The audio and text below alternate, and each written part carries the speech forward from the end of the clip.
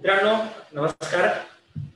आपण आता आहोत थेट आपल्या अक्षयवारीच्या पेजवरती आणि आपण यंदा करतोय ती अर्थात डिजिटल वारी. आपल्याकडे आज विषय आहे तो अर्थातच वारकरी संप्रदाय आणि आर्ट ऑफ लिव्हिंग हा एक परिवार आहे होय. आणि याच विषयावरती बोलण्याकरता आपल्यासोबत आहेत आदरणीय श्री शेखरजी मुंडा, आर्ट ऑफ लिव्हिंगचे महाराष्ट्राचे अपेक्स मेंबर आणि महाएनजीओ फेडरेशनचे प्रमुख संस्थापक. यांच्या माध्यमातून आता कोरोनाजन्य परिस्थितीमध्ये आर्ट ऑफ लिव्हिंग, महाएनजीओ फेडरेशन आणि IAHV अर्थात या दोन्ही संस्था आर्ट ऑफ लिव्हिंगची संलग्न आहेत. यांच्या माध्यमातून महाराष्ट्रातील लाखो कुटुंबांना आपण फॅमिली किट वाटलाय. अनेक पोलिसांना आणि आरोग्य यंत्रणेला आपण PPE किट दिलात. पुन्हा नंतर फेस शील्ड दिलेत. आपण काही म्हणून हँड ग्लोव्स दिलेत आपण लोकांना. जे काही बऱ्याच काळामध्ये एकतर या कोरोनामुळे हा कोरोना आजार सगळ्यांनाच नवीन आहे, पण बहुतांश अधिक मोठ्या प्रमाणामध्ये आणि लोकांचे निधन झालं. मग तो वाढ सांभाळणारी जी काही शववाहिकेची मंडळी असतील, ड्रायव्हर असतील, परत त्यांचे हेल्पर असतील, खरं तर हे काम फार अवघड होतं. कारण की आपण जर घरातही बाहेर पडत नव्हतो पण ही मंडळी काम करत होती. अशा सर्व लोकांना धीर देण्याचं काम हे आर्ट ऑफ लिव्हिंगने आणि महाएनजीओ फेडरेशनने केलं. खरं तर आपल्याला हा सगळा संपूर्ण प्रवास जाणून घ्यायचा आहे आणि त्याकरता आपल्यासोबत आहेत आदरणीय शेखरजी मुंडा.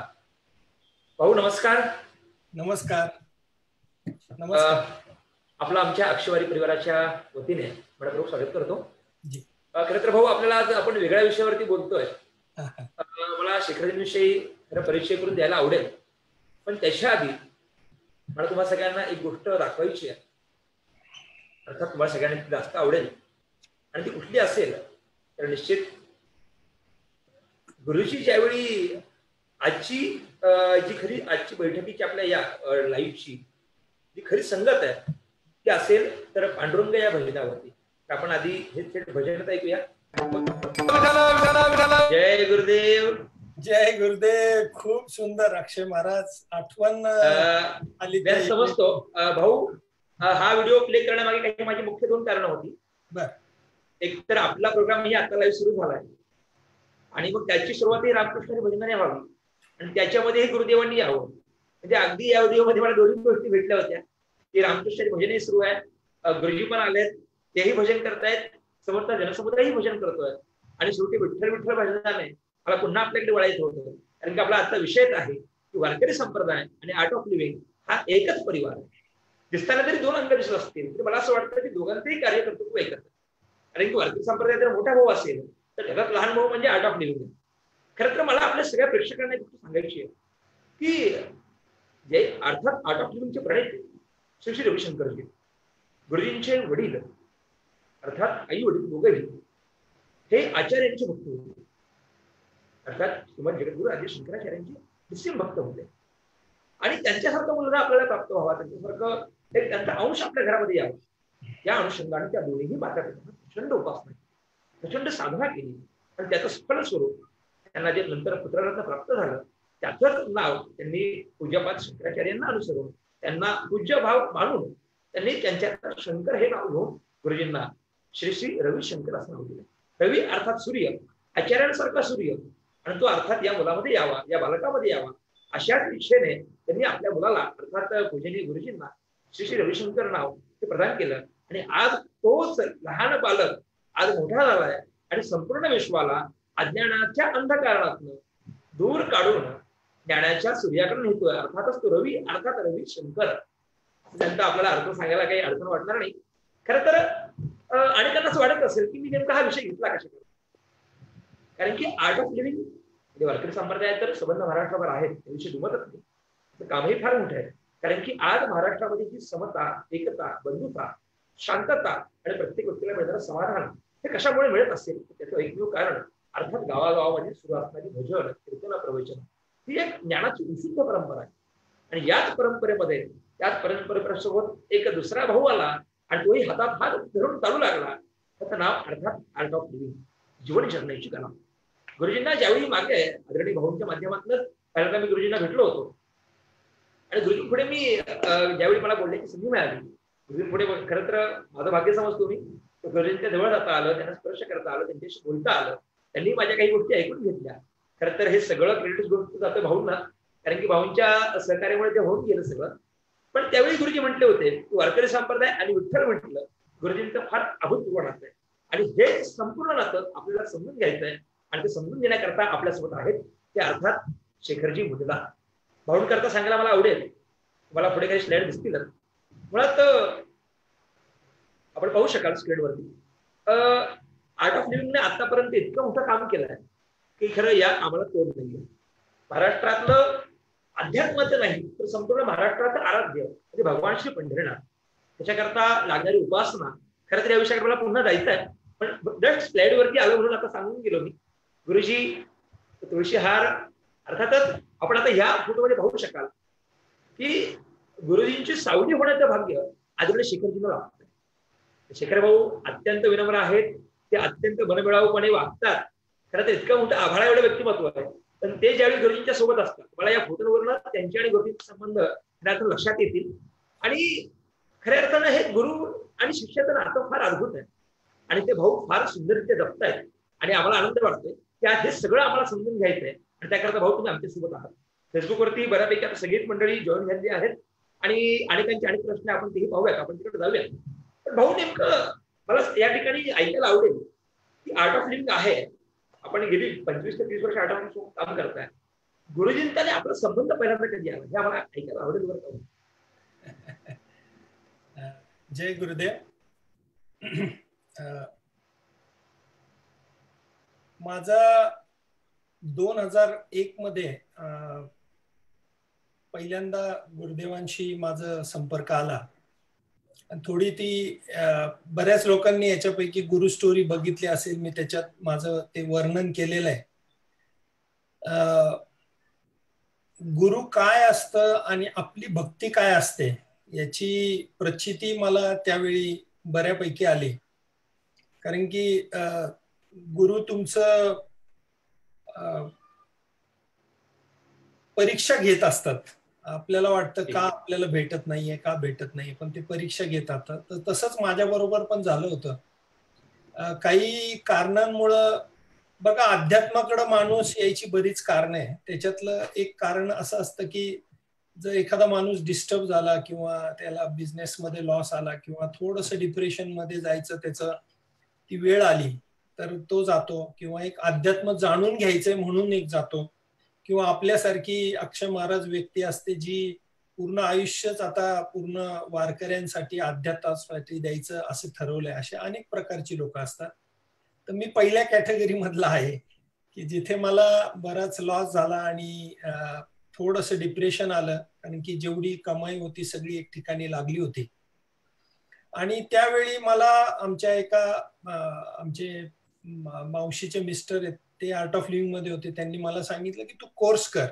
आणि मग मी कोर्स केला. मग एकदा कोर्स झाला की फार इच्छा होते गुरुदेवांना भेटायची, कारण तो कोर्सच असा इतका सुंदर आहे की एखाद्याचं आयुष्य पूर्ण बदलून टाकतो.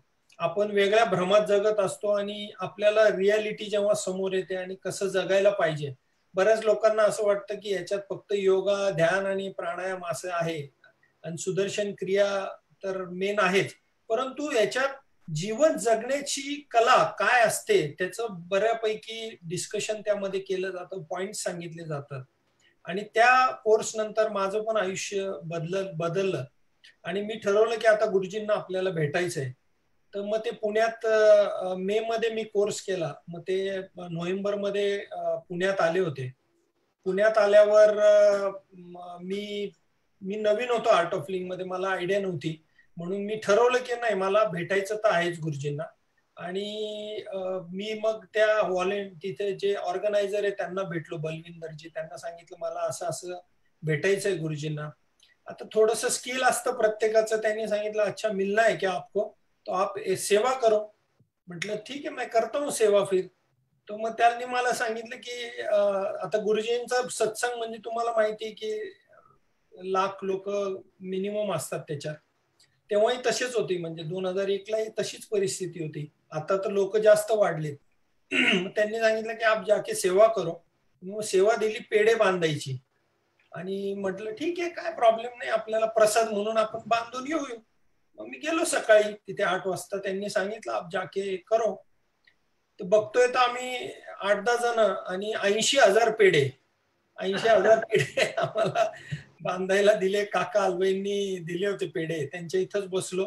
संध्याकाळी 7 वाजले ते पूर्ण सगळं अच्छा, करताना. म्हणजे भाऊ तुम्हाला असं वाटलं होतं की पेढे म्हणजे एखादा किलो पेढा दिला की चालतं? हा, 2-4-5 किलो पेढे असतील म्हटलं, गुरुजींचे आशीर्वाद असतील, काय असतील. तर ते बघतोय तर ढीकच्या ढीक लागलेलं होतं. सगळे ट्रे मध्ये असे ट्रेच्या ट्रे करून ठेवलेले होते. पण आता आलंय म्हटलं, शेवटी फोकस एकच होता.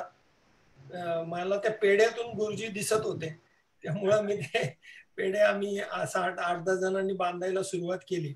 मग पॅकिंग सगळं झालं. 80,000 पेढे आम्ही 8-10 लोकांनी क्या मिळून. बात आहे. हो, 80,000. तर मग दुसऱ्या दिवशी गुरुजी येणार होते. मग त्या प्रोग्रामच्या तिथं गेलं. पण तिथं काय, आता ऑर्गनायझर गुरुजी एकदा आले की बिझी होऊन जातात. मग मी म्हटलं आता मला भेटायचंय गुरुजींना, कारण मला काहीच प्रोसेस माहित नाही. मग मी त्या प्रोग्राम मध्ये गेलो. मग त्या सिक्युरिटी मध्ये माझा नंबर लागला की अभी आप उधर सिक्युरिटी में सेवा करो. मग मी सिक्युरिटीत सेवा केली. तर ते रॅम्पवरच मला ती सेवा मिळाली आणि गुरुजींची झलक फक्त मला बघायला मिळाली, कारण त्यांनी स्ट्रिक्ट सांगितलं होतं, उठना नाही, जस्ट आप बैठे रहो करके. मग ते झालं. मग मी म्हटलं आता गुरुजींना तर भेटायचंय. मग दुसऱ्या दिवशी जिथं ते राहत होते मला कळालं. मग मी रात्री म्हणजे त्या दिवशी रात्री सत्संगानंतर तिथे गेलो आणि म्हटलं की मला आता गुरुजींना भेटायचंच आहे कसंही करून.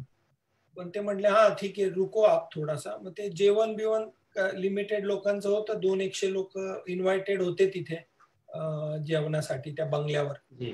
आणि रात्री थांबलो 12 वाजले, 12:30 वाजले. सगळे लोक जायला लागली, सगळेच गेले पूर्ण. फक्त ते ओनर तिथं होते आणि मी आणि माझा एक मित्र, दोघं आम्ही थांबलो होतो बाहेर. शेवटी त्यांना म्हटलं आपने बोला था कि मैं मिलाऊंगा. मैंने ऐसा नहीं, वो तो मैं ऐसा नहीं बोला, आपको बोला कि रुको. तो बोला हाँ रुका हूँ फिर. बोले हाँ फिर आपको तो सेवा करनी पड़ेगी. बोला अभी क्या सेवा है. बोले ये पूरा जो 200 लोगों का खाना खा के रखा हुआ है, प्लेट इधर उधर, वो सब पूरा साफ करो. मला आपण दोघंच आहे म्हटलं. आता कसं, पण शेवटी विषयच नव्हता. गुरुजींचा तिथे प्रेझेन्स होता आतमध्ये. आम्ही पूर्ण ते साफ केलं. 2 वाजले तिथे. मग मी त्यांना म्हटलं अभी कैसे करना है. बोलले सुबह आ जाओ. मग सुबह आ जाओ, तयार होके आ जाओ 8 बजे. मी गेलो 8 वाजता. 8 वाजता गेलो, बघतो तर लाईनच लाईन. म्हटलं आता काय करायचं. आता तिथं ते ओनर पण दिसायला तयार नाही कुठे, ते आत असतील. सिक्युरिटी बाहेरची सोडायला तयार नाही, जे नॉर्मली होतं सगळं. मग मी थांबलो. मग माझी 10:30 वाजता त्या 8 वाजताच्या लाईनीत थांबून 10:30ला माझा त्या तिथे नंबर लागला. मग गुरुजी एका रूम मध्ये बसले होते सोफ्यावर आणि बाकीचे सगळे 50 एक लोक आतमध्ये होती. लोक यायची जायची, असं ते प्रोसेस होती सगळी. मी थांबलो तिथे आणि माझा नंबर आला त्या दारापर्यंत. दारातून मला असं बघितलं गुरुजींनी, स्माइल दिलं आणि तिथूनच विचारलं कैसे हो. मला अच्छा हूं लेकिन आपसे बात करना है. म्हटले बस काही नाही. मग परत ते त्यांचं चालू झालं परत. मग मी म्हटलं आता काय करायचं. मग त्यांनी बघितलं बऱ्याच वेळा की लाईन जातच नाहीये पुढे. मग त्यांनी काय सांगितलं की एक काम करो. मग मी तोपर्यंत मध्ये आलो होतो, मधल्या लाईनीत आलो होतो मी, पुढे पुढे सरकत. म्हटले वो दिख रहा है ना, वहां से सब लोग आगे आओ और आगे के लोग पीछे जाओ. आणि बरोबर त्यांच्या पायाजवळ मला बसायला मिळालं. आणि ते बसल्यानंतर मी त्या पूर्ण ह्याच्यातच होतो. मला काय सूद नव्हतीच की गुरुजी भेटतायत मला इतक्या जवळून. आणि मी बोललो. मग त्यांनी विचारलं काय आहे. मी थोडस माझं सगळं इश्यूज सांगितले त्यांना. एक ठिकाणी माझी मोठी अमाऊंट सगळी अडकली होती. मग त्यांनी मला असं दोन्ही कानाला पकडलं आणि त्यांच्या मांडीत असं ठेवलं आणि थोडस असं प्रेस केलं. त्याच्यानंतर मला काही कळालंच नाही. एखाद्याला शॉक लागतो तसं थोडस मला झालं. भावना असेल, माझे ते विचार हे असतील. पण 10 मिनिटं मला काही सुधारलं नाही आणि मी बाहेर बसलेलो होतो. कोणीतरी मला बाहेर बसवलं तिथून नंतर. पण ते बोलणं माझं अर्धवट झालं होतं. पण 10-15 मिनिटांनी परत निरोप आला की उनको बुलाओ अंदर वापस.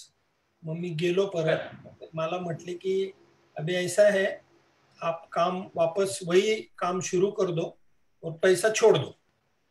तर म्हटलं हे सोल्युशन कसं असू शकतं म्हणून पण मी म्हटलं आता गुरुजींनी सांगितलंय म्हणून तसं मग आम्ही परत सुरुवात केली.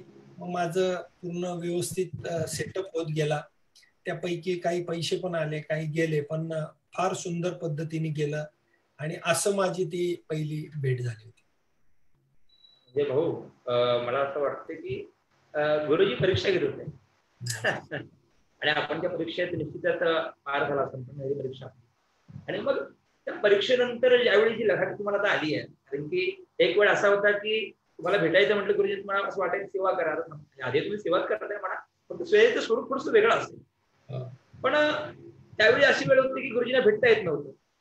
आणि आज मात्र महाराष्ट्रात कोणाला तरी वाटलं की गुरुजींना भेटायचं आहे, तर आश्रमाकडनं निरोप येतो, पहिले शिखर भैया को दिया तो अगर कहेंगे तो फिर देखेंगे. म्हणजे खऱ्या अर्थाने तुम्ही केलेलं काम, तुमची निष्ठा आणि तुमची श्रद्धा दिसून येते. कारण की गुरुचरणांच्या जवळ राहिल्यानंतर सेवेचं फळ निश्चित मिळतं. आणि आज आपण सगळ्यात आनंद याचा घेत आहात. खरं तर भाऊ याचा यंदा वारी आहे आणि या कोरोना नामक विषाणूच्या संसर्गामुळे किंवा प्रादुर्भावामुळे वारकऱ्यांना वारीला जाता येत नाही. खरं तर ही थोडीशी वाईटच गोष्ट आहे, प्रत्येकाच्या वारकऱ्याला हुरूर आहे. पण भाऊ मला असं म्हणायचं की तुम्ही कधी वारी केली आहे का, किंवा वारीचा असा काही वेगळा आनंद घेतलाय का, तर वारीविषयी तुमचं नेमकं मत काय आहे, आपण काय सांगा, आवडेल. अक्षय महाराज, पहिल्यांदी तर मी तुमचंच आभार मानेल की मला तुम्ही ही संधी दिली. कारण की बऱ्याचदा आर्ट ऑफ लिव्हिंगच्या प्लॅटफॉर्मवर किंवा कुठेही ती लोकांना आयडिया नसते. परंतु आमचे आजोबा जे होते, आजी होती, आजोबा होते, त्यांची ते वारी करायचे, पण कार्तिकी वारी करायचे.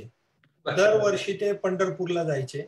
आणि ते आता नाही आहेत, परंतु मागच्या 30 वर्षापासून आई वडील न विसरता कार्तिकी एकादशीला पांडुरंगाचे दर्शन घ्यायला नियमित जातात. एकही असा वर्ष गेलं नाही की त्यांनी ती दर्शन घेतले नाही.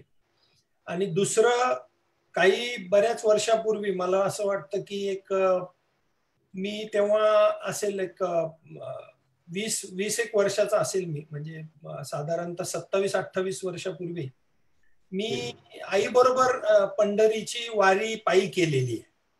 तेव्हा मी कॉलेजच्या शेवटच्या वर्षात होतो आणि आई तर आळंदीपासून होती. नंतर मी पुण्यानंतर लोणंदच्या तिथे मी जॉईन केली होती. आणि तो जो अनुभव होता, मी अनेक कार्यक्रम, अनेक असे प्रोग्राम किंवा हे केले असतील, पण तो एक एक दिवस, एक एक क्षण मला इतक्या वर्षापूर्वीचा अजूनही आठवतो. आणि त्या वारीचा जो आनंद आहे पायी चालण्याचा, ते सगळं तिथेच पूर्ण जाता जाता लोक किती आपली व्यवस्था ठेवतात आणि काय तो हरिनामाचा तो सगळा सत्संग आणि भजन आणि कीर्तन आणि पावली सगळं ते फार फार अनुभवलं. सगळे तुमचे ते गोल रिंगण वगैरे सगळं खूप खूप मजा आली होती आम्हाला. आणि मी ती वारी पण केलेली वारी. आणि दुसरं आपल्याला चांगलं माहिती की भाऊ तुम्ही तसं आता विषय काढला वारीचा आणि आळंदी वारीचा, नाही का. मला आठवतंय की भाऊ आपण मागे सहकुटुंब आळंदीला आला होता. आपण असं म्हटलं की आईनी ही आपली वारी केली आहे. आणि खरंच पाहू शकाल पुढे भाऊ दिसतोय फोटो. हो दिसतो. तर इथे आपण पाहू शकाल की आई आहात. आपण माऊलींची समाधीचा अभिषेक केला होता. आणि एक फोटो मला आवडून दाखवायचा की या फोटोमध्ये भाऊ सुद्धा आहेत, त्यामध्ये गुरुजी आहेत.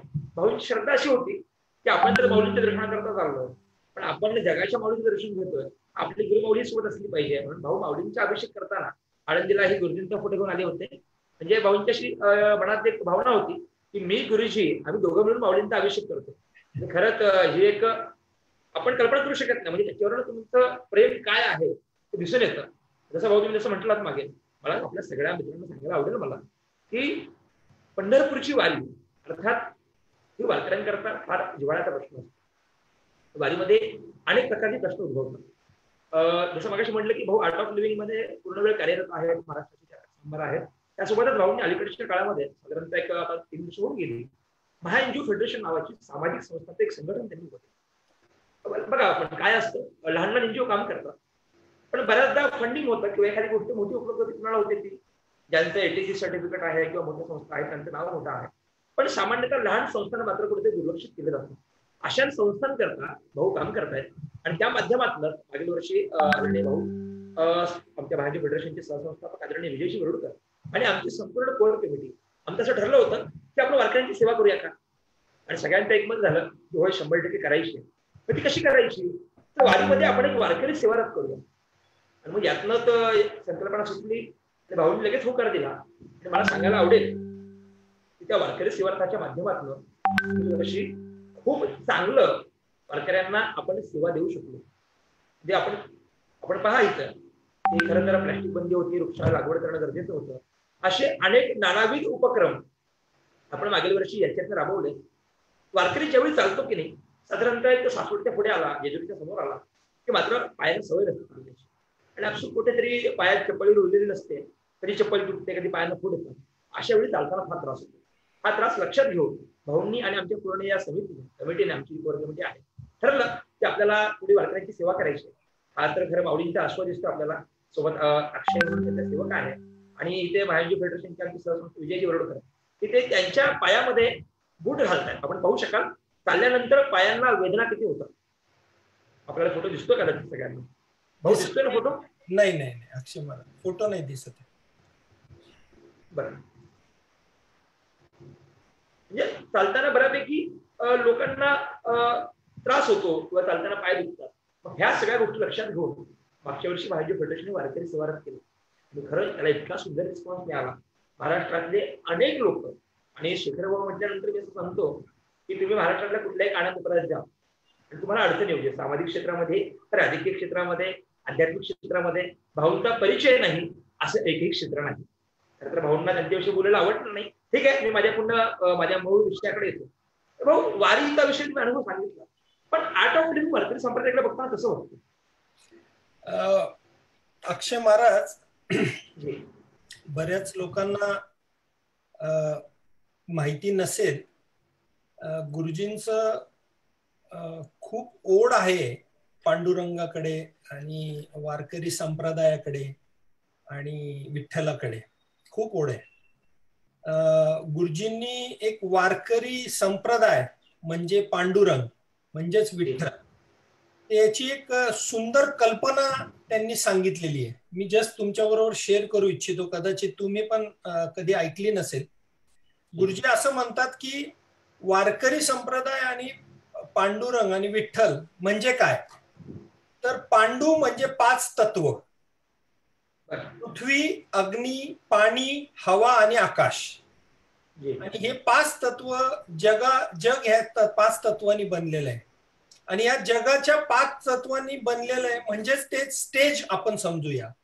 आणि त्या स्टेजवर जे आपण नाचतो, वारकरी नाचतो, त्याला आपण पांडू म्हणतो. म्हणजे गुरुजींनी वारकऱ्यांना पांडू ही उपमा दिलेली आहे.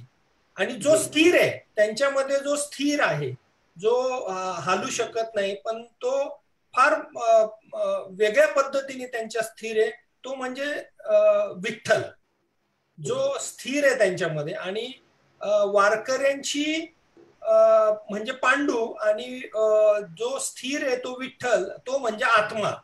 म्हणून वारकऱ्यांची आत्मा ही विठ्ठल आहे, पांडूची आत्मा ही विठ्ठल आहे. म्हणून पांडुरंग आणि विठ्ठल असं त्यांनी ते कनेक्ट केलेलं आहे.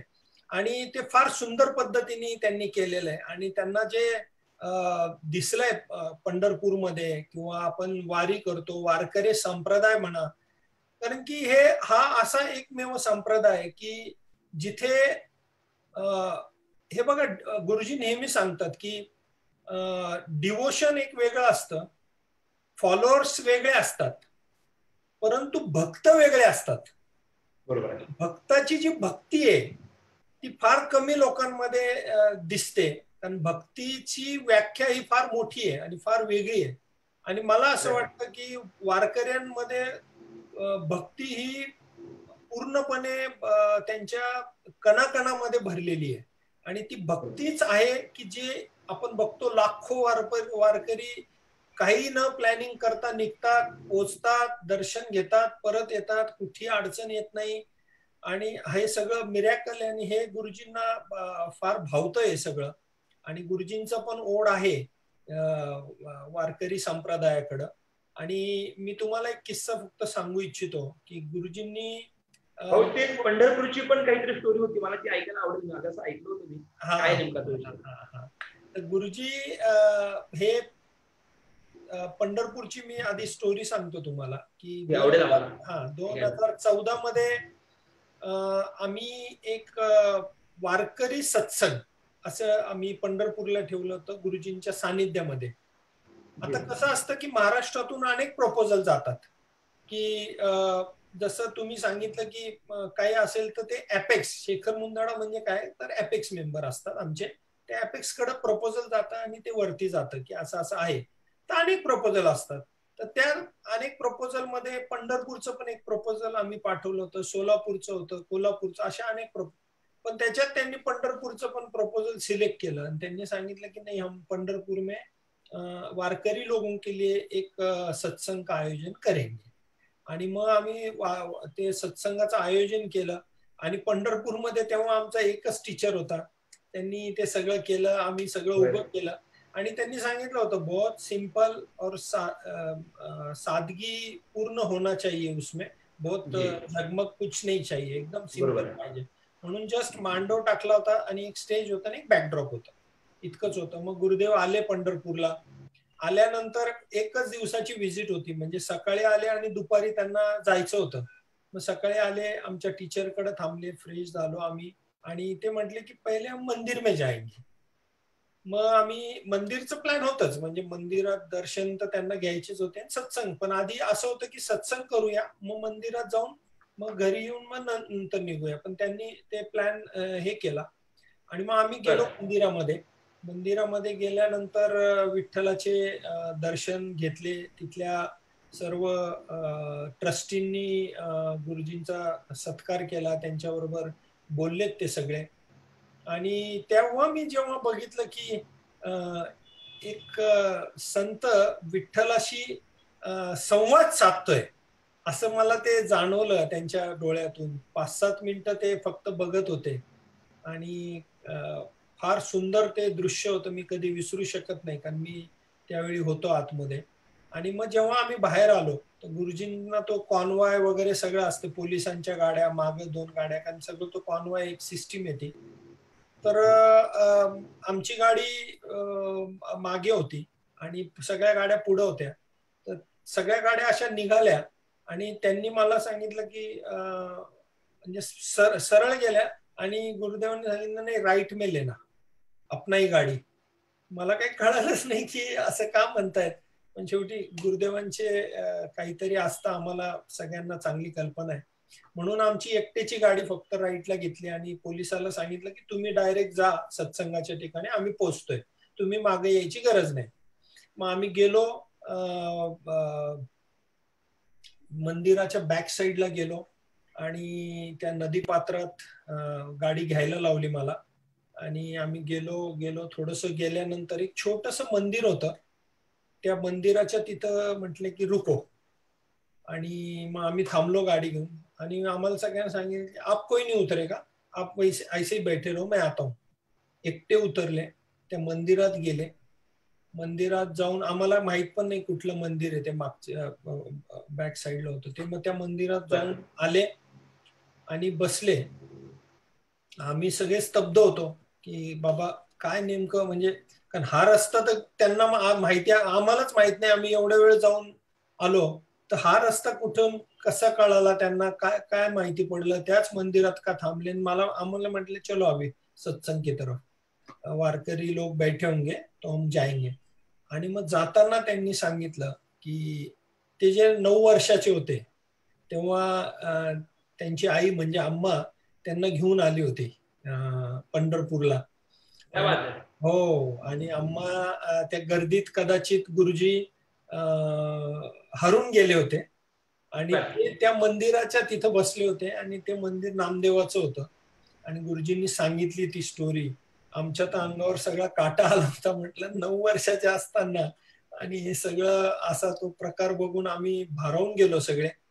काही एक शब्द कोणी बोलायला तयार नाही आणि आम्ही सत्संगामध्ये गेलो. तुम्हाला सांगतो अक्षय महाराज, त्या सत्संग मी कधी आयुष्यात विसरू शकत नाही, असा सत्संग होता. सगळे वारकरी 15,000 वारकरी असतील बसलेले होते आणि विठ्ठलाचं भजन सुरू झालं. आमचे विक्रम हाजराजी म्हणून होते, त्यांनी ते गायलं आणि जे गुरुजींना तो भाव आला आणि त्या भावेत त्यांनी जे मेडिटेशन आणि ते सगळं केलं. आणि आम्ही अशी गुरुजींचं रूप फार कमी वेळा बघतो, त्यांचं ते भाव सगळं. आणि बऱ्याच वेळ चाललं, दुसरं पण भजन झालं. आणि मग जेव्हा आम्ही परत गेलो तर गुरुजींनी सांगितलं की सभी संतों के दर्शन यहाँ हो गए. तर ते ऐकूनच आम्ही एकदम हे झालो. म्हणजे असं ते त्यांचं नातं आहे. मला म्हणायचं थोडक्यात हे की त्यांचं नातं असं आहे पांडुरंग. म्हणजे गुरुजी वयाच्या 9व्या वर्षी पंढरपूरला आले होते, आंबेरायांच्या वाड्यात गेले होते आणि परत 2014 नंतर इतक्या वर्षानंतरही त्यांना सुट्टी जागृत झालं. त्यांनी वाक्य काय उच्चारलं तर मला पंढरपूरला आल्यानंतर सगळ्या संतांचं दर्शन घडलं. ते प्रत्येक माणसामध्ये संतत्व दिसलं, त्या अर्थाने हे संतत्वाचं लक्षण आहे मला असं वाटतं. भाऊ हे अगदी म्हणजे गुरुजींच्या प्रत्येक क्षणाला त्यांच्या प्रत्येक शिबिरामध्ये एक सुंदर विठ्ठल विठ्ठल असं भजन होतं. तुमच्या इथे आवडीचं आहे, मलाही नेमकं तुम्ही जर काय ऐकवलं आवडेल आम्हाला ते. म्हणजे इथे स्वर किंवा काही म्हणजे ठीक आहे ते काय असेल ते आम्हाला तुमच्याकडनं ऐकायला आवडेल जास्त. कसं आहे ते नेमकं? ठीक आहे, मी फक्त 2 म्हणजे थोडक्यात हे करतो कारण हे नाही. आणि भाव आहे म्हणून, मी सिंगर नाहीये. भाव आहे आणि विठ्ठलाचं भजनच मला एक चांगल्या पद्धतीने गाता येतं. आणि मी पहिल्यांदा ते गुरुजींच्या समोर इथे इंदापूरला गायलं होतं. मी आता ते गातोय. विठ्ठला हरी विठ्ठला विठ्ठला हरी विठ्ठला विठ्ठला हरी विठ्ठला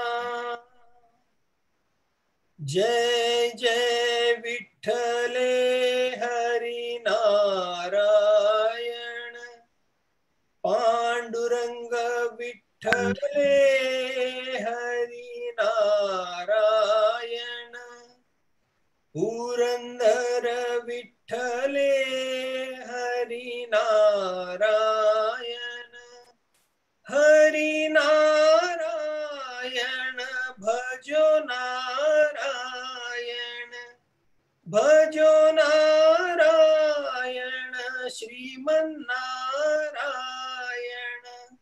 श्रीमन्नारायण सत्यनारायण सत्यनारायण गुरुनारायण गुरुनारायण श्री श्री नारायण श्री श्री नारायण रवि नारायण रवि नारायण शंकर नारायण जय जय विठ्ठले हरी नारायण पांडुरंग विठ्ठले हरी नारायण पुरंदर विठ्ठले हरी नारायण. जय गुरुदेव. हा बात आहे भाऊ. भाऊ मला आठवलं आणि आता प्ले करतोय मी, तुम्हाला त्याचा जास्त आनंद मिळेल आता निश्चितच. तुम्ही जी आता आठवण करून दिली आम्हाला तेच भजन अर्थातच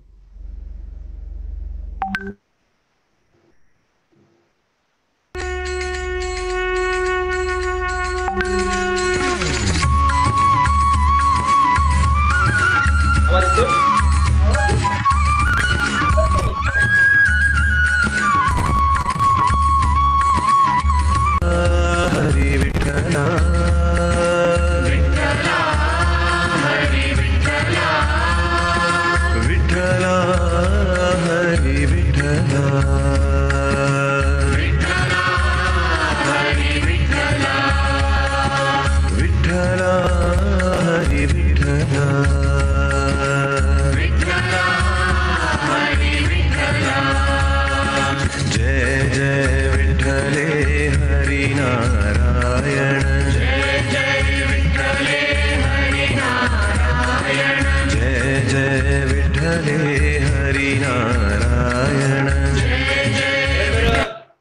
सांगण्यासारखं भाऊ पुष्कळ आहे, पण आपल्याकडे थोडीशी वेळेची मर्यादा आहे.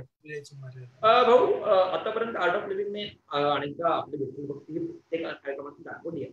कारण की माझ्या पुढे जे आहेत काही कार्यक्रम, त्यातला एक म्हणजे अभंगनाद असेल, परत नंतर गुरुपाऊली असेल. भाऊ आतापर्यंत माझ्याकडे तो जे काही माहिती उपलब्ध आहे अभ्यासानुसार, तर आतापर्यंत 4 ठिकाणी आर्ट ऑफ लिव्हिंगने वारकरी संप्रदायाशी संलग्न असे कार्यक्रम केले. म्हणजे त्यातला एक औरंगाबादचा असेल, दुसरा कोल्हापूरचा असेल, तिसरा साताऱ्याचा असेल, चौथा अर्थात अमरावतीचा. अजूनही असतील, पण जे अत्यंत भव्य स्वरूपात झाले ते मात्र हे 4. मग मला या ठिकाणी एक गोष्ट तुम्हाला विचारायची आहे. आपण मगापासून आतापर्यंत अनेकदा एक फोटो स्क्रीनवरती पाहिलाय. फोटो म्हणजे आपण दिसलं स्क्रीनवरती. तर नेमकी ही मूर्ती काय? 51 फुटाची काही सुंदर अशी मूर्ती आहे. भाऊ काय सांगाल नेमकं या विषयावर? मी थोडस, कारण आजचा विषय तुमचा वारकरी संप्रदाय आणि आर्ट ऑफ लिव्हिंग म्हणजेच परमपूज्य गुरुदेव श्री श्री रविशंकरजी हा असल्यामुळं तुम्ही आता जे सांगितले 1-1 मिनिटात फक्त मी तुमचं थोडंसं त्याचं ब्रीफ देतो. कारण की बऱ्याच पैकी त्याच्यात मी सुद्धा इन्व्हॉल्व होतो. जसं आपण आता पंढरपूरचं ऐकलं, 2011 मध्ये गुरुदेवांनी सांगितलं होतं की वारकरी संप्रदाय को मुझे दुनिया के सामने देखना है, स्टेज के ऊपर देखना है. आणि तिथून ती सुरुवात झाली आणि आम्ही ठरवलं की अभंग हा स्टेजवर आपण सादर करूया आणि तो कोल्हापूर निवडला. तुम्हाला सांगतो अक्षय महाराज की माहिती नव्हतं कसं करायचं, काय करायचं, पण वारकरी संप्रदाय इतका जवळ वाटतो की पटपट आमचे कॉन्टॅक्ट झाले आणि 2100 वारकरी एका स्टेजवर आम्ही अभंगनाद मध्ये परफॉर्म केलं. त्याच्या प्रत्येक गावागावात जिथून सगळे वारकरी आले त्यांना आम्ही ते व्हिडिओ बनवून पाठवले, कॅसेट बनवून पाठवल्या. त्यांनी तिथं प्रॅक्टिस केले. 3 दिवस कोल्हापूरला सगळे आले, त्यांनी प्रॅक्टिस केली आणि तो कार्यक्रम इतका सुंदर झाला की त्याची नोंद Guinness book of world record मध्ये गेली अभंगनाथची. तो एक विषय. दुसरा विषय आमचा दुसरा जो प्रोग्राम होता तो तुम्ही आता जे काही बोलला, तर त्याच्या आधी आमचं राहुल कराड जे आहेत ते तुम्हाला माहिती आहे की वारकरी MIT कॉलेज आणि विश्वनाथ जी कराड जे आहेत ते फार वारकरी संप्रदायाचे जवळचे मानले जातात. आणि माहिती नाही त्यांना असं वाटलं की मला काहीतरी असा एक कार्यक्रम करायचे की ज्याच्यात गुरुजींची उपस्थिती पाहिजे आणि तो त्यांनी कार्यक्रम केला. आळंदीला 7,500 मृदंग वादक त्या इंद्रायणी नदीच्या काठावर, तुम्हाला सांगतो इतका सुंदर कार्यक्रम झाला तो. आणि तो गुरुदेवांच्या उपस्थित होता. आणि गुरुदेवांनी जसंही आतापर्यंतच माझं रेकॉर्ड आहे वारकऱ्यांसंदर्भातलं जर कुठलं कार्यक्रमाचं गेलं तर अजूनपर्यंत तरी त्यांच्याकडून नाही असं आलेलं नाही.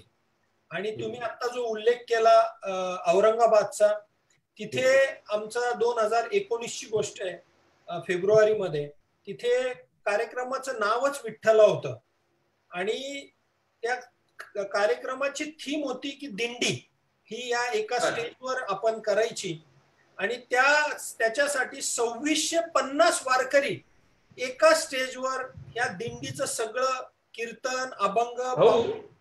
तुम्ही तर परवानगी दिली तर मी त्याचा व्हिडिओ उपलब्ध केलाय, माझ्याकडे. मी दाखवू का तो व्हिडिओ तुम्हाला? पण मी म्हटलं हे झाल्यावर तुम्हाला दाखवतो.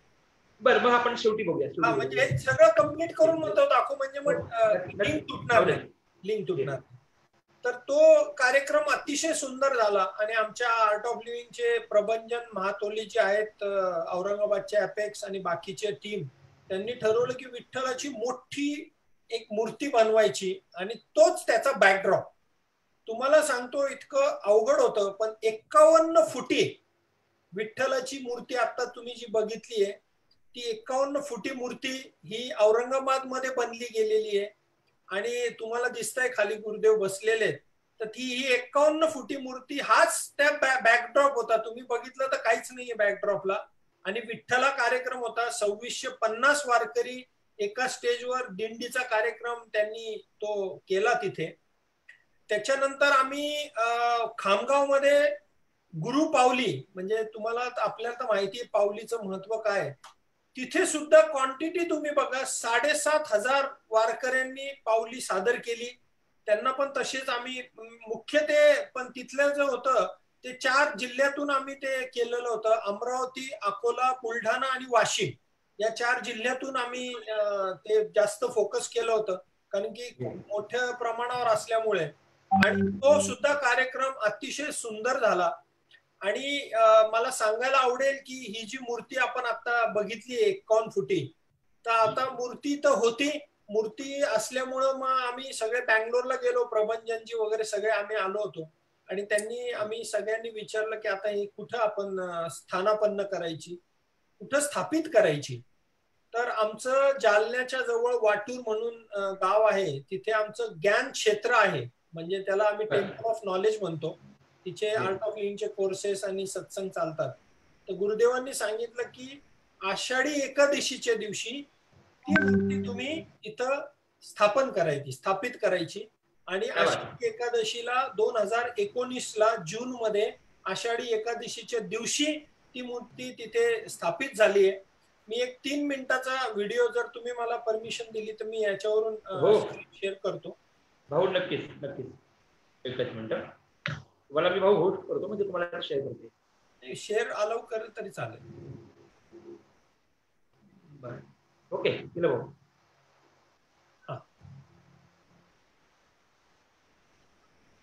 खरं तर म्हणजे भाऊ हे प्रत्येक वेळी पांडुरंगाशी कुठे ना कुठेतरी टच आहे. नाही आहेच.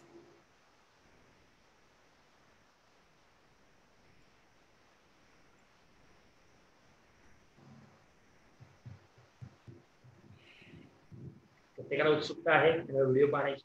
खूप सुंदर व्हिडिओ आहे.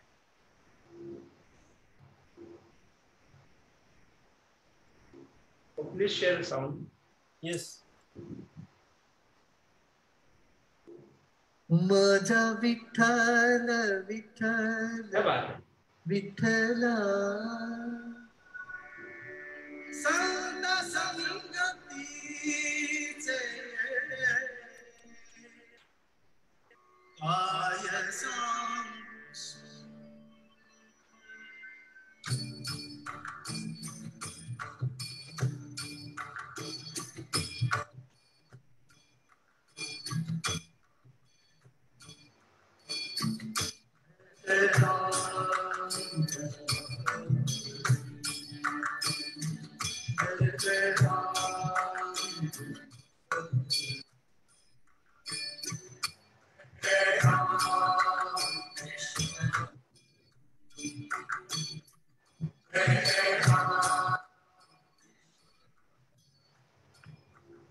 एकदम आनंद वाटला.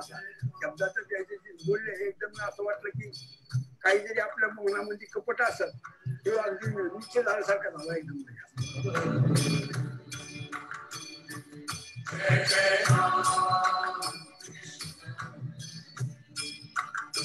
शिकायत छोड़ के सहयोग करेंगे सब, शिकायत नहीं सहयोग, जन सेवा ही जनार्दन की सेवा. ये बात हमारे मन में बैठ जाती.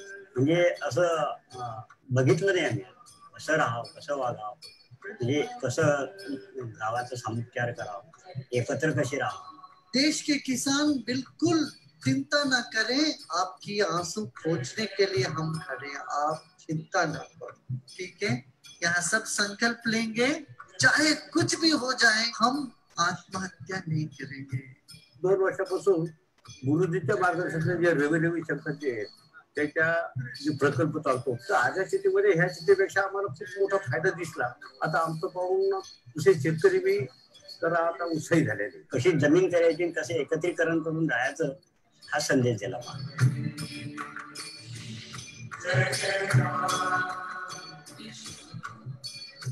ज्ञान दिलं हे जगाचं कल्याणाचं. शराब और नशेली वस्तुओं के खिलाफ आप सबको खड़ा होकर के काम करना चाहिए. करोगे ना सब? हम सब मिल के इस देश को आगे बढ़ाना है, ये हमारा काम.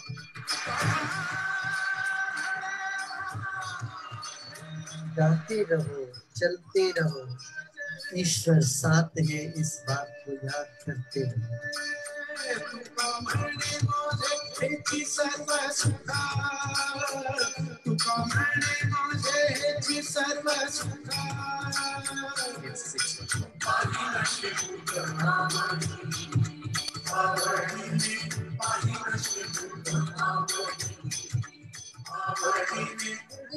असं वाटतं परमात्माचं स्वरूपच आहे.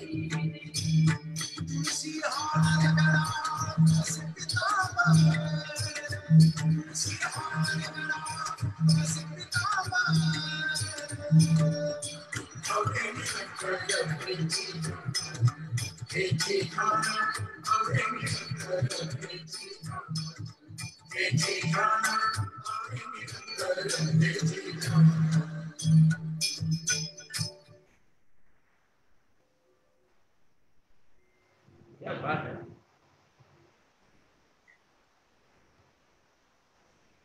हो खरंच खूपच सुंदर वाटलंय सगळं पाहून. म्हणजे गुरुजींनी किती विषय त्यात कव्हर केलाय. म्हणजे व्यसन करू नका बाबांनो, आम्ही तुमच्या सोबत आहोत. तुम्ही फक्त पांडुरंगाच्या भक्तीमध्ये लीन राहा, आम्ही आपल्या सहकार्य करत आहोत. खऱ्या अर्थाने एक एका साहित्य करू अवघा धरू शिकवत ते संत वागमाची शिकवण गुरुजी आहेत. खरं तर भाऊ पंढरपूर, पांडुरंग आणि आटोपली असं वाटतं की हे एकच आहे. कारण की प्रत्येक बऱ्याच असं होतं की शहरातली काही माणसं लवकर वळत नाही, पण त्यांना जर म्हटलं रे बाबा भजन कर, नाही, गुरुजींनी त्याला करता एक वेगळा मार्ग निवडला. आणि त्या वेगळ्या मार्गाने का होईना आपण पंढरपूरलाच चाललो. आणि गुरुजीही साक्षात सांगतात बाबांनो, आवडतं भजन म्हणजे काय असतं माझं तर विठ्ठला विठ्ठला. गुरुजींचं फार आवडतं भजन. खरं तर अनेक विषय आपल्या समोर आहेत. जसं की भाऊ म्हटलंय, गुरुपावली असेल, अभंग नाद असेल, पुन्हा आळंदीतलं 6,500 प्रबंधांचं वादन असेल, असे एक ना अनेक नानावी उपक्रम केले. भाऊना मागेही म्हटलंय नाही भाऊ, वारकरी संप्रदाय तत्वज्ञान हे खऱ्या अर्थानं माऊलींचं म्हणणंच आहे की विश्वात्मक आहे, विश्वाच्या कल्याणाकरताच आहे. पण गुरुजींच्या माध्यमातून येत्या काळामध्येही आपण आटोपच्या संगतीनं एक वारकरी संप्रदायाच्या माध्यमातून खूप मोठं काही करू असं मी भाऊंना या ठिकाणी सांगू इच्छितो. नक्की आम्हाला करायला आवडेल. भाऊ तुम्ही कधी कीर्तन ऐकलेत का? हो खूप. आणि तुमचे कीर्तन पण ऐकली मी अक्षय. आणि मला नाही आज स्पेशल नमूद करावं असं वाटतं अक्षय महाराज की जेव्हा दुष्काळ पडला होता मागच्या वेळी, आणि त्या दुष्काळामध्ये गुरुजी नेहमी सांगतात की प्रत्येकाला सांत्वन द्या, त्याला उभारी द्या, थोडस त्याला समजून घ्या, कारण मानसिक परिस्थिती चांगली नसते. तर जसे आमचे सत्संग आहेत तसेच कीर्तन आहे, अभंग आहे. आणि महाराज म्हणजे मी सगळ्यांना सांगू इच्छितो की आज त्या हाकेला अक्षय महाराज पुढे आले आणि 36 ठिकाणी आज त्यांनी कीर्तनातून समुपदेशन केलं लोकांचं, की ज्या गावात अतिशय वाईट परिस्थिती होती, नुसतं पैसा आणि याच्यानी काम होत नाही, तर अशा काही गोष्टी बरोबर पाहिजे. आणि मला असं वाटतं की ते सगळं एकत्रच आहे, एकच एम आहे आपला सगळ्यांचा, आणि कीर्तनामध्ये खूप मोठी ताकद आहे. भाऊ आपण संप्रदायातल्या कुठल्या व्यक्तिमत्वांना भेटला आहात? बऱ्याच व्यक्तिमत्वांना भेटलंय, परंतु चैतन्य महाराज देगलूरकरजी त्यांच्याशी मला चांगलं म्हणजे आमचं त्यांचा बऱ्यापैकी जेव्हा वारकरी सेवा रथ च्या वेळी त्यांची माझी भेट झाली होती. आणि अजून एक व्यक्ती प्रमोद महाराज जगतापजी, तर त्यांच्याशी पण माझी आपण आपल्या माध्यमातूनच मी जास्त भेटलोय. आणि बाकीचे ते जे कार्यक्रम होते तेव्हा तर सगळ्यांशी भेटायचो. आणि चिंतामण महाराज औसेकर यांचे पण औसेकर महाराज, सॉरी म्हणजे पहिलं नाव मला आठवत नाहीये, तर त्यांच्याशी पण आम्ही बोललोय, त्यांनी पण. आणि ह्याच्यातल्या दोघंही आम्हाला आता महा एनजीओच्या वेळी आपण कनेक्ट करून दिलं, तेव्हाही आमचा खूप चांगला संवाद त्यांच्याशी होता. त्यांनी खूप चांगलं गाईड पण आपल्याला केलं. खरंच भाऊ, म्हणजे तुम्ही पर्सनॅलिटी आहे. कसं असतं ते मांजर असते की नाही, कुठून उडी मारायचं, 4 पायावरती उभी राहते. कुठल्याही अडचणी तुम्ही शिखर भावना फोन करा, शिखर भावनाची अडचण सांगा, डेफिनेटली ती अडचण सॉल्व्ह होत नाही असं कधी होत नाही. भाऊंच्या बाबतीत भक्तांचा आठवडीचा संबंध आहे, वारकरी संप्रदायाचा संबंध आहे. जवळपास प्रत्येक धर्मातील धर्म लोकांशी अत्यंत जिव्हाळ्याचा संबंध. भाऊ हे करता करतात मला सांगायला आवडेल गोष्ट की आता यंदा तर वारी होत नाहीये, पण मग तुम्ही आमच्या नेमकं वारकऱ्यांना काय सांगा. आणि मी असं पाहिलंच होतं, मी परवाही तो व्हिडिओ प्ले केला होता, आपण पाहिला असं मला माहित नाही. पण ज्यावेळी निरास्नान झालं त्यावेळी तिथे जे व्हॉलेंटियर सगळे होते ते सगळे आपल्या आर्ट ऑफ लिव्हिंगचे होते, आणि वायरशिपी ज्यांनी केली अशी सगळी मुलं तिथे होती. तर प्रत्येक वेळी मदतीला हात देण्याकरता आर्ट ऑफ लिव्हिंग येत आहे. यंदा मात्र वारी होत नाहीये, मग आपण काय सांगायचं. थोडस सगळ्या जगावरच जे संकट आलंय ते आपल्यावर पण आलेलं आहे. आणि म्हणजे वारी मी समजू शकतो. मी काय प्रत्येक वर्षी करत नाही. मी एकदाच वारी केली आणि मागच्या वर्षी फक्त मी आळंदी ते पुणे पायी आलो होतो. परंतु ज्यांची वारी असते, जे वारकरी आहेत, मी त्यांच्या भावना खरंच समजू शकतो की ते किती काय काय आता गोष्टी मिस करत असतील त्या. परंतु मी एवढंच सांगेल की असा काही काळ आलेला आहे आणि आपण सगळे भक्त आहोत, वारकरी आहोत, वारकरी संप्रदाय आहोत. तर त्याला पण आपल्याला हसत हसतच सगळ्या गोष्टींना तोंड द्यायचंय. आणि त्यातल्या त्यात ही डिजिटल वारी अक्षय महाराजांनी जी सुरू केली आहे त्याचा फील यायला लागलाय. मी उलट विचार करतो की जर हे नसतं, मी रोज बघतो अक्षय महाराज तुमचा, तर हे जर नसतं तर तो फील सुद्धा आला नसता. तर मला असं वाटतं की तुमचं आणि तुमच्या टीमचं खरंच कौतुक आहे की काही ना काही माध्यमातून तुम्ही आज आपल्याला घरी बसून सुद्धा तो वारीचा, मला माहिती आहे फिजिकल वेगळं असतं आणि शेवटी डिजिटल वेगळं आहे, पण डिजिटली सुद्धा आपण आज जुडलेलो आहे एकमेकाशी, त्या गोष्टी शेअर करतोय. आज वारकरी संप्रदाय हे सगळं बघतोय. मी हेच सांगेल की अशा वेळेला सुद्धा जो निभून घेऊन जातो तोच वारकरी आहे. आणि तुम्ही जी दुसरी गोष्ट सांगितली की आर्ट ऑफ लिव्हिंग आणि वारकरी हे वेगळे नाहीत, कारण की आमची YLTPची टीम अर्धीच्या वर सगळे वारकरीच आहेत. त्या म्हणजे ते सगळे एकच आहे, ते काय फार वेगळं काही कुठंच नाहीये ते. मी सगळ्या वारकऱ्यांना सांगेल की जे आपल्याला आलेलं आहे त्या समोरात जाऊन आपल्याला त्याच्यातून हे सगळी वारी आता आपण पुढे नेतोय. सगळ्यांना माझ्या शुभेच्छा आहे.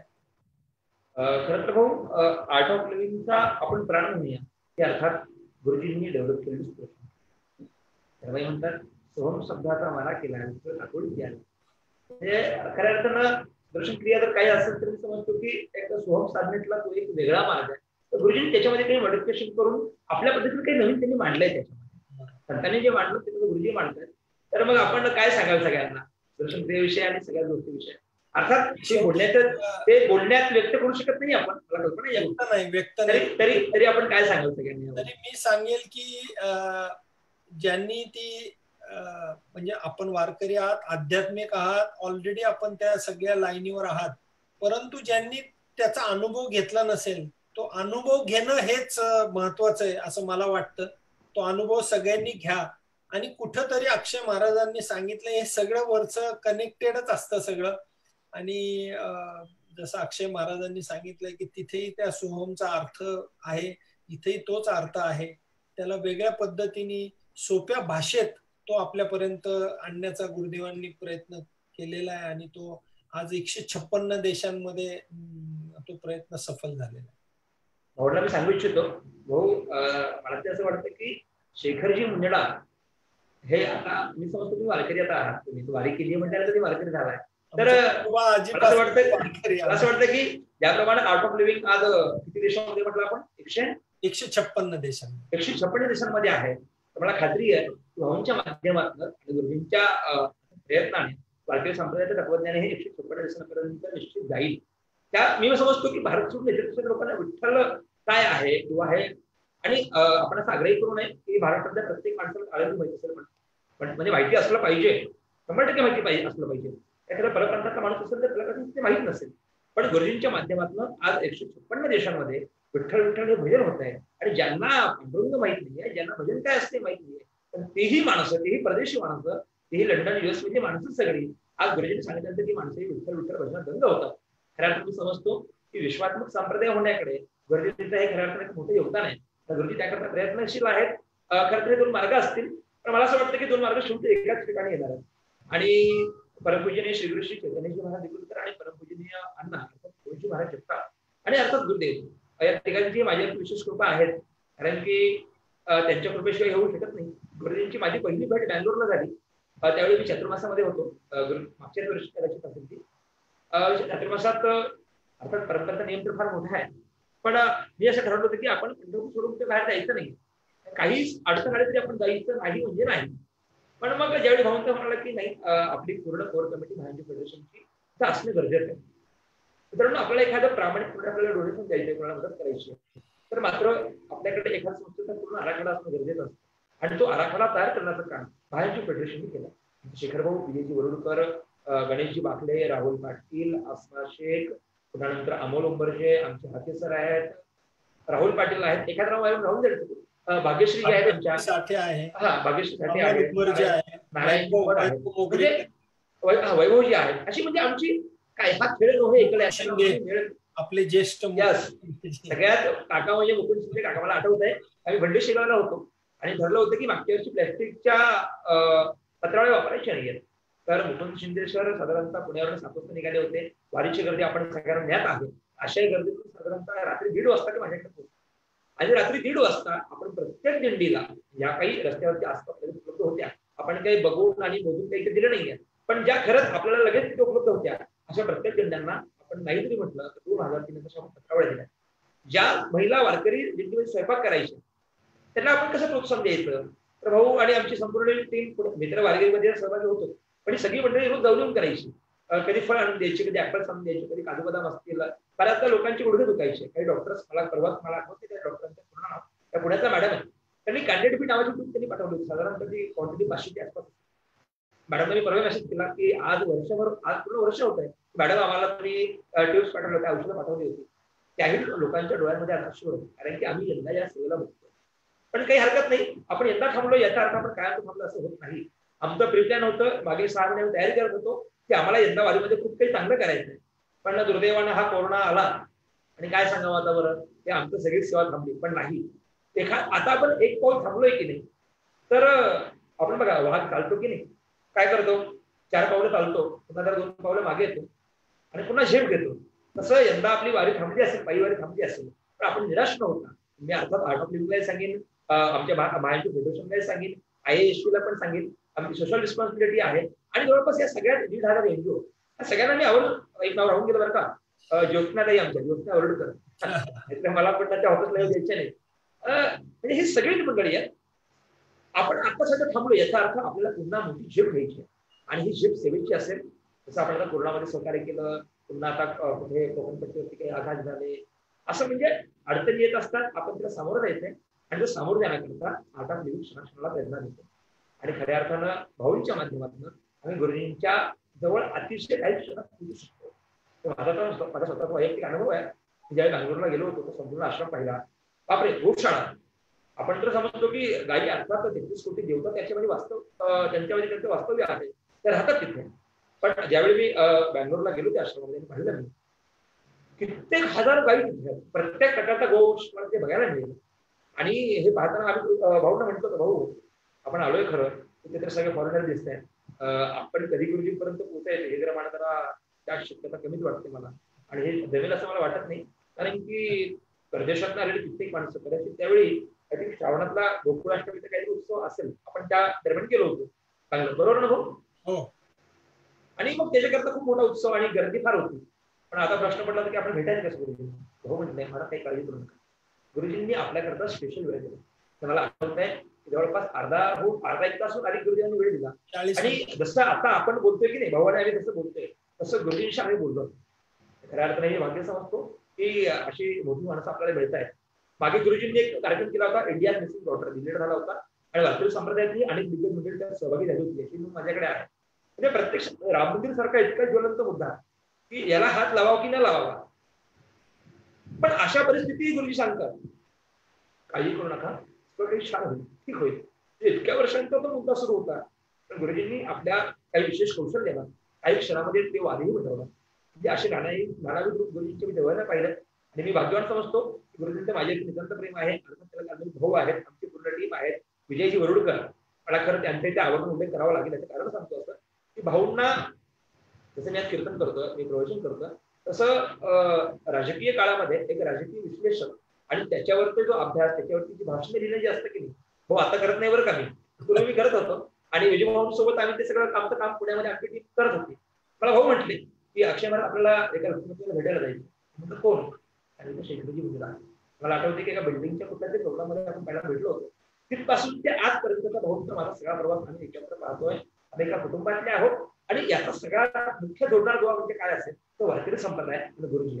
म्हणजेच मी एक सांगू इच्छितो सगळ्यात शेवटी की वारकरी संप्रदाय आणि आर्ट ऑफ लिव्हिंग असा कुणीही कधीही भेद करू नये. दोन्हीही भाऊ असतात, भाऊ एकत्र चालत असतात, फक्त की कोणी वेगळ्या मार्गाने चालतो, कोणी वेगळ्या मार्गाने चालतो. दोघांचे ध्येय मात्र एकच आहे. आणि भाऊ येत्या काळातही पंढरपूरच्या डेव्हलपमेंटच्या संबंधाने पाहू आपण, किंवा चंद्रभागा शुद्धीकरण असेल, इंद्रायणी शुद्धीकरण असेल, तर ज्या काही वर्करांच्या प्रामुख्याने बेसिक्स गरजा आहेत, मला असं वाटतं की आर्ट ऑफ लिव्हिंग याच्यामध्ये खूप चांगल्या पद्धतीने काम करू शकतो. तर आपण याच्याकरता निश्चित प्रयत्नशील राहाव्यात आणि आपण आमचा हा विरोध गोष्टीपर्यंत निश्चित पोहोचवा. भाऊ खरं तर बोलण्यासारखं पुष्कळ आहे, पण थोडी वेळेची मर्यादा आहे.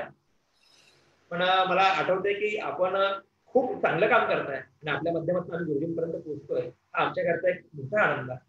भाऊ आपण काय सांगाल शेवटी आता आमच्या सगळ्या वर्तन संप्रदायात? बस आपले महाएनजीओची 2 नावं प्रामुख्याने राहिली होती, नारायण फड आणि मेन शशांक ओंबासे, ज्यांनी थोडं डिस्टर्ब करतो. भाऊ जसं म्हटले की एक नाव राहून गेलं माझ्याकडं, कसं राहिलं ते मला खरंच मी स्वतःला माफ करू शकलो नसतो ते आम्हाला राहिलं. शशांक ओंबासे कोरोनामध्ये अनेकांनी खूप कामं केली, कुणी आर्थिक मदत केली, कुणी लोकांना धैर्य दिलं, कुणी काही सांगितलं की हे करा ते करा. पण हे असं एकमेव ही परिस्थिती अशी होती की कुणीही ग्राउंडवर जाऊन काम करण्याकरता तयार नव्हतं. पण अशा वेळी आमचा एक योद्धा, तो अर्थ गुरुजींचा आहे, तो आमच्या वारकऱ्यांचा आहे, तो अर्थात शशांक ओंबासे. त्या माणसानं आपल्याला स्वतःला कुटुंबापासून विलग करून घेतलं आणि पूर्ण वेळ ते आमच्या हॉस्पिटलमध्ये, जे पुण्यातलं आमचं आहे महेश्वरी समाजाचं पूर्ण, आणि बऱ्याच त्यात अनेक लोकांचा सहभाग आहे आणि त्यात भाऊ प्रामुख्याने त्याला लीड करत होते.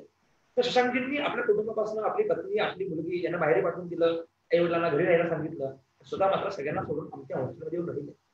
सकाळी 6ला दिवस सुरू व्हायचा, तो रात्री 12ला संपायचा.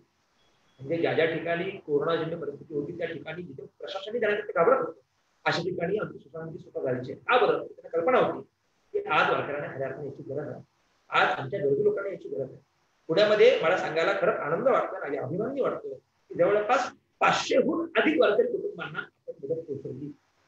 मला कोणाच्या नामोल्लेख म्हणजे आपण कुणाला तरी आपल्याला हे सांगायचं नाही, पण आपण खरंच वारकऱ्यांच्या मदतीला या माध्यमातून गेलो. मला असं वाटतं की महाएनजीओ फेडरेशनने आणि आर्ट ऑफ लिव्हिंगने ही केलेली फार मोठी क्रांती आहे.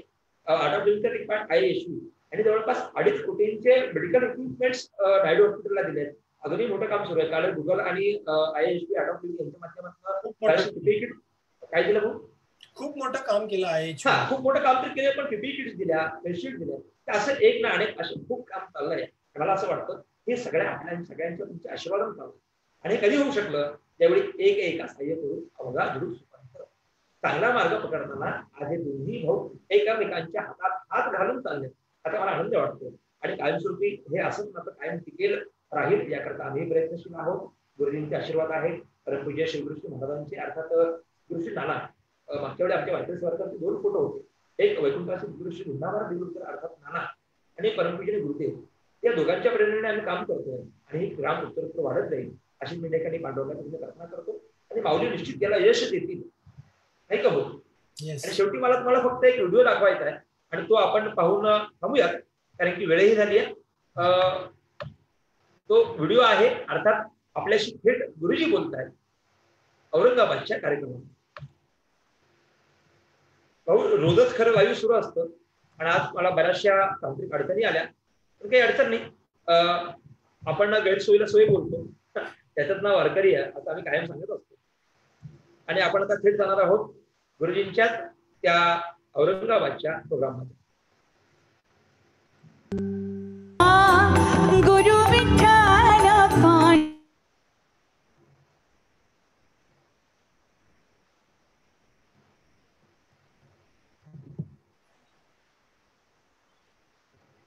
आवाज येत नाहीये. अक्षय महाराज आवाज येत नाहीये. जी जी जी देतो जी. विठ्ठल विठ्ठल विठ्ठला माझा विठ्ठल पांडुरंग विठ्ठला. छोट्या मुळात तूच माझा विठ्ठला, पाना फुलात तूच माझा विठ्ठला. हो छोट्या मुलात तूच माझ्या विठ्ठला, पाना फुलात तूच माझ्या विठ्ठला. हो छोट्या मुळात तूच माझा विठ्ठला, पान फुलात तूच माझा विठ्ठला. छोट्या मुलात तूच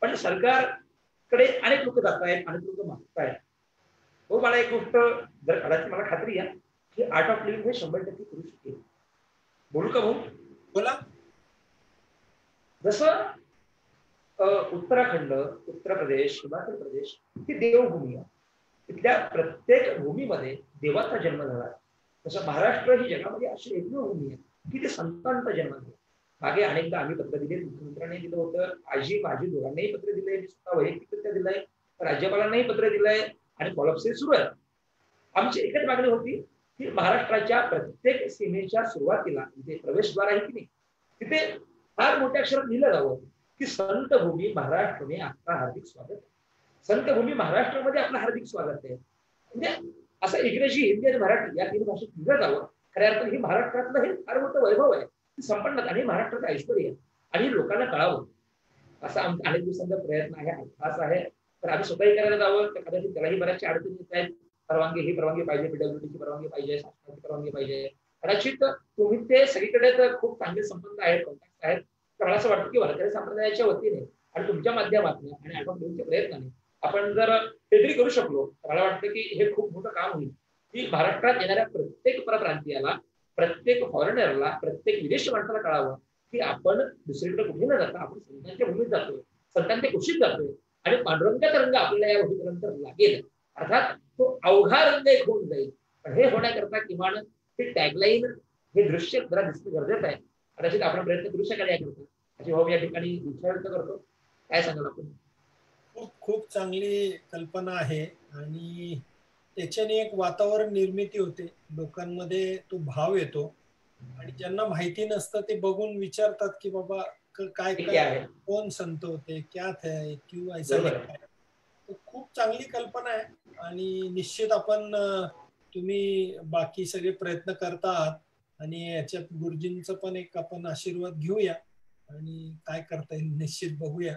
आणि मी सगळ्या वारकरी संप्रदायाला पण सांगतो की आता ही कोरोना झाल्यानंतर एखादा चांगला कार्यक्रम सगळ्या महाराष्ट्राच्या वतीने, वारकरी संप्रदायाच्या वतीने आपण गुरुदेवांना देऊया आणि एखादा चांगला संकल्प घेऊन एखादं चांगलं काम वारकऱ्यांबरोबर आणि आर्ट ऑफ लिव्हिंग हे कसं एकत्र करता येईल त्याचा पण निश्चित विचार करूया.